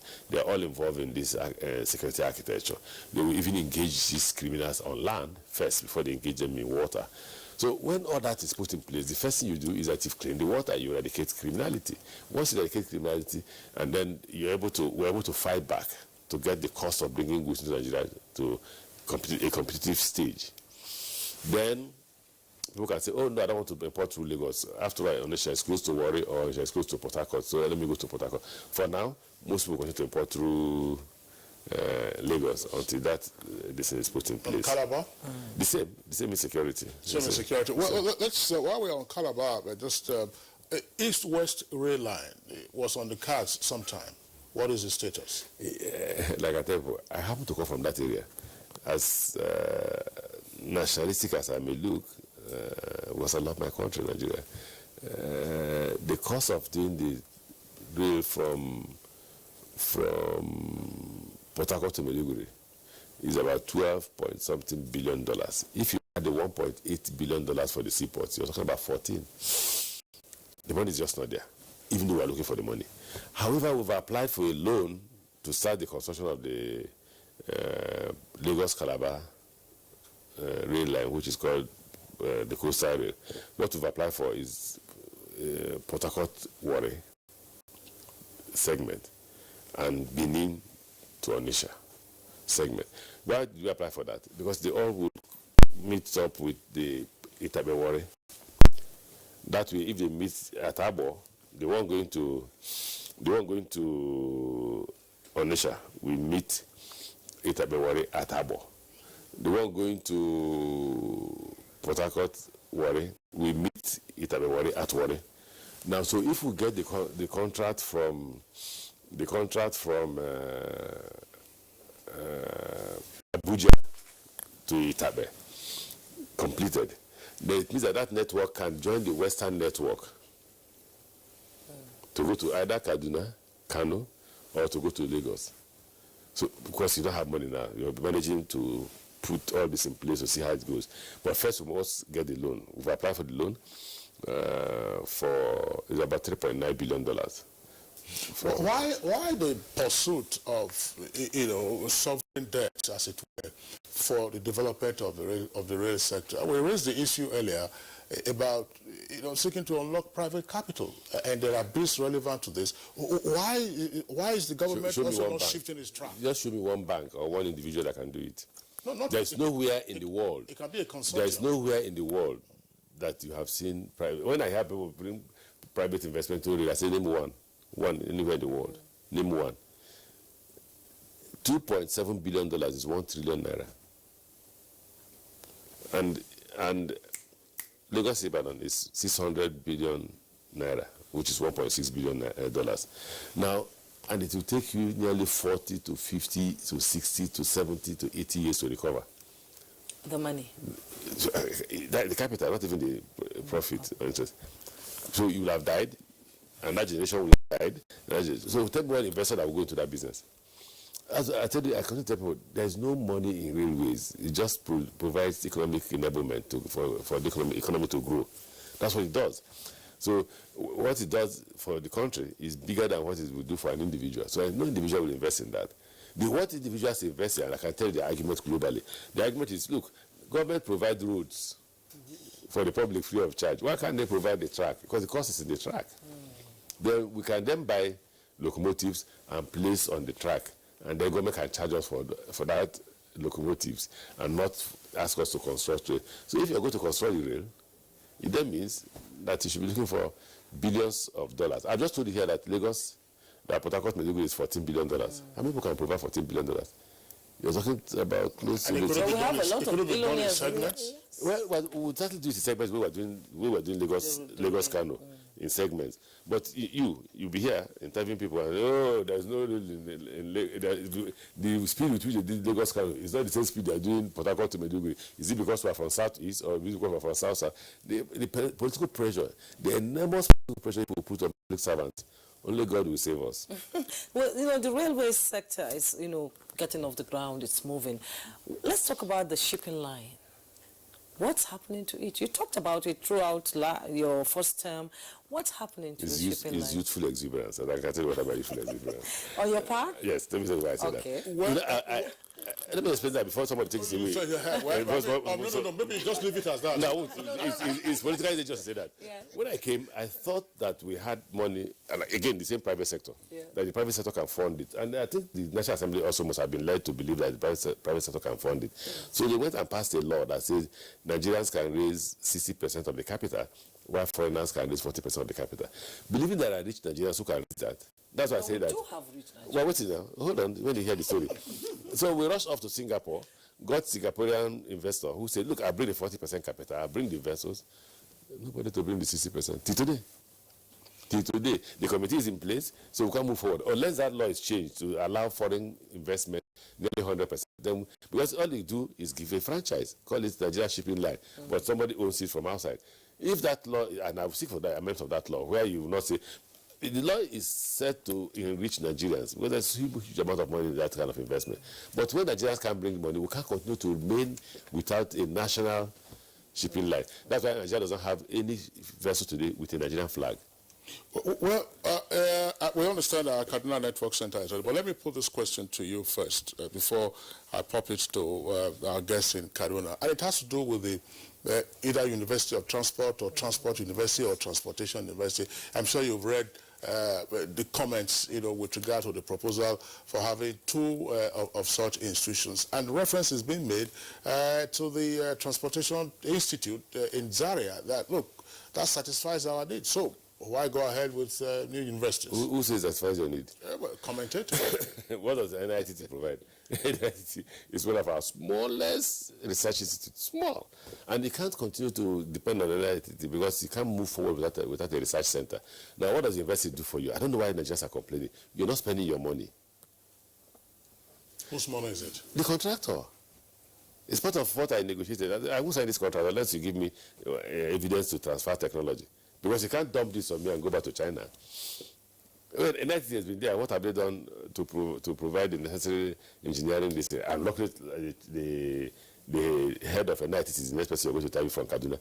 Now, so and I got the contract to say, look, corporate social responsibility for Nigeria, build for us a transportation university that includes aviation, maritime, and land transport and railways. They agree to that. Secondly, you bring the teachers or the lecturers from overseas, so that by the time our own people get PhDs, they can teach here. So the lecturers are coming from overseas, funded 100% by the contractor, teachers paid by them for the number of years we will agree, all we are providing is the location. So what's the problem? You don't want that? They take by their money. Of course Nigerians want that. All right. Thank you. Dr. Farah, Acting Director General, Nigerian Institute of Transport Technology. Well, you can't join issues with your minister. Why?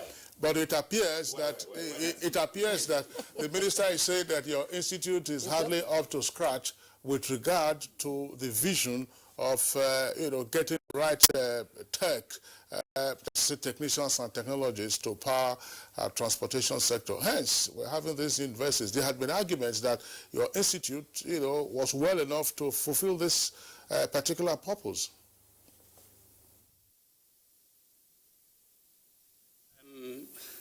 In the same page with my minister in this regard.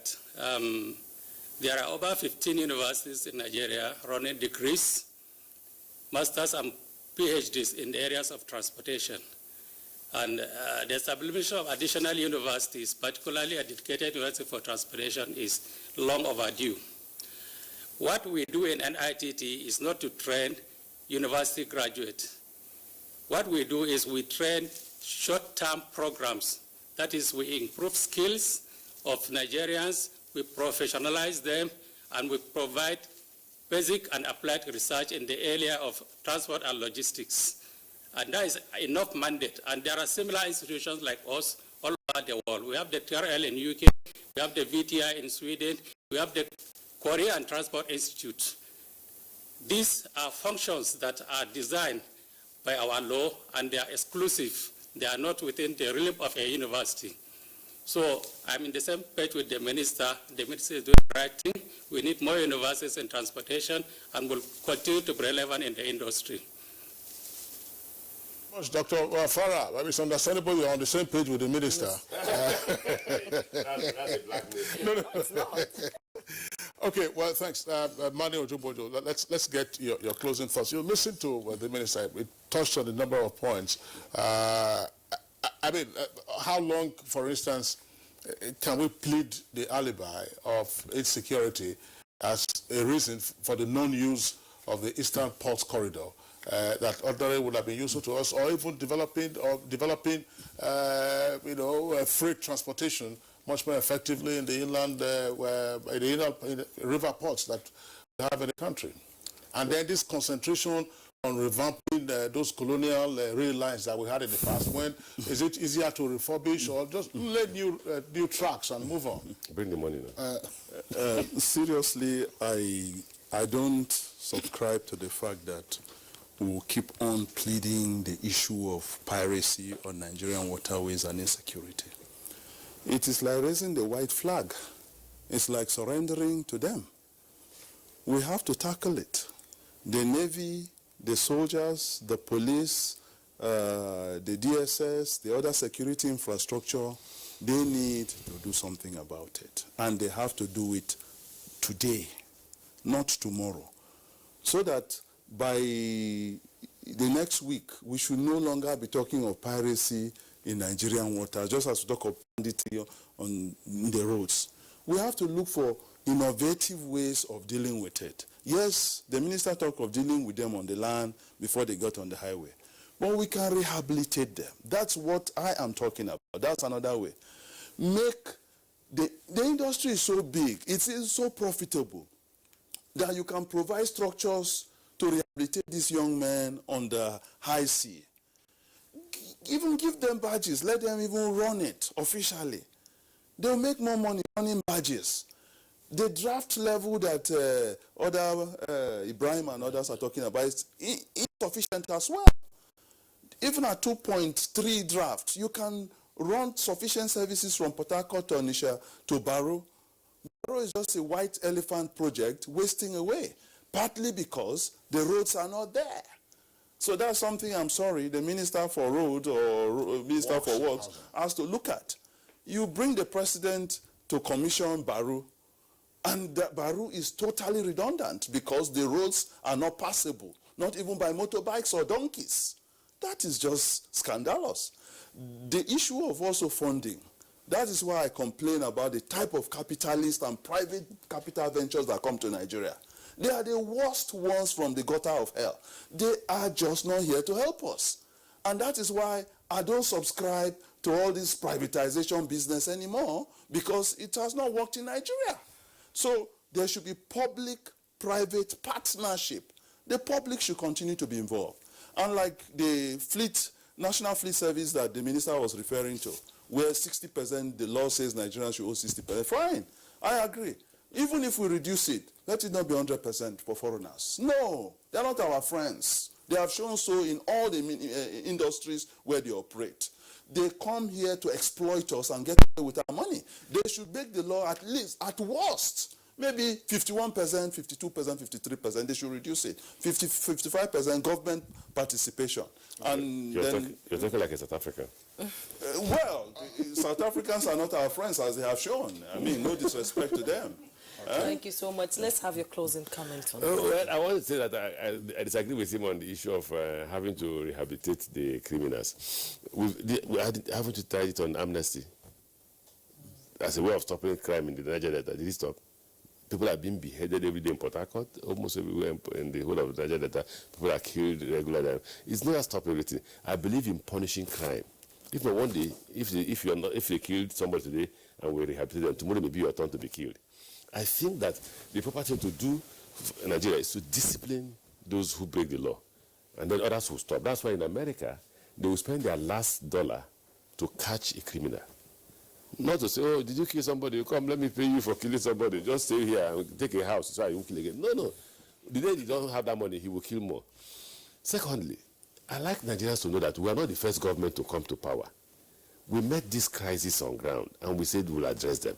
We didn't meet revenue. The other government met revenue.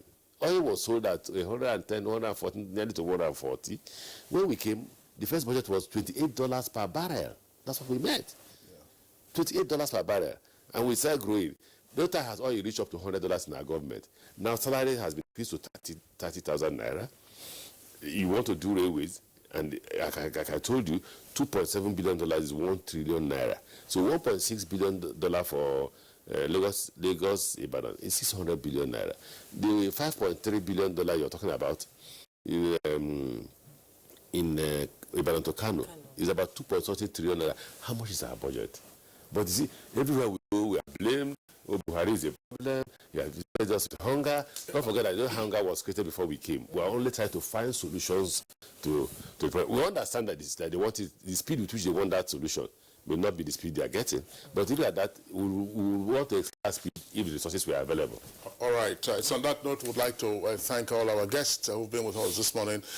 We're joined by Ibrahim Jibril via Skype. He's National President, Chartered Institute of Logistics and Transport. He joined us via Skype from the UK. You can see him there in the middle of the screen. And to the right, from Kaduna, we're joined by the Acting Director General of the National Institute of Transport and Technology, Dr. Bayero Farah. Thanks a lot, gentlemen, for being part of our conversation. Right here in the Abuja studios, deep appreciation to Mani Chuboju, transport expert and lawyer. Thanks for your insights always. And last but not the least, the Honorable Minister of Transport, Honorable Rotimi Amechi, thank you very much. And best wishes as you keep working at improving the transportation system of the country. So it's on that note, of course, we'd like to call it a day on Good Morning Nigeria. We thank you for tuning in. The program returns tomorrow, same time, 7 o'clock in the morning. My name is Kingsley Osadolo. And I'm Juma Yusuf. Do enjoy the rest of the day.